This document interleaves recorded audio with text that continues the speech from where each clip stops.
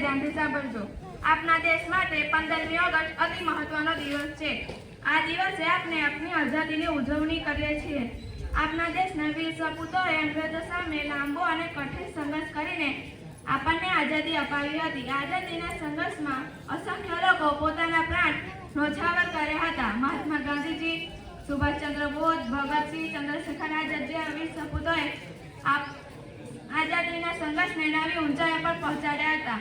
આજે આપણે તેમના બલિદાનને યાદ કરીએ છીએ અને તેમના પ્રત્યે આદર વ્યક્ત કરીએ છીએ। આઝાદી મળ્યા પછી આપણો દેશ વિશ્વના સૌથી મોટા લોકશાહી દેશોમાં એક બન્યો। આપણે વિજ્ઞાન, તકનીક, અંતરિક્ષ જેવા સંશોધન જેવા ક્ષેત્રોમાં નોંધપાત્ર પ્રગતિ કરી છે।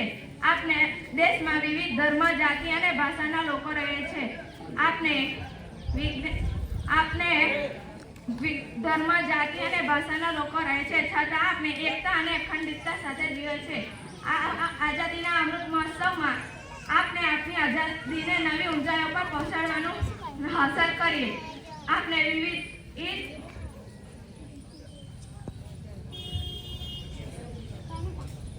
જય હિન્દ, જય ભારત।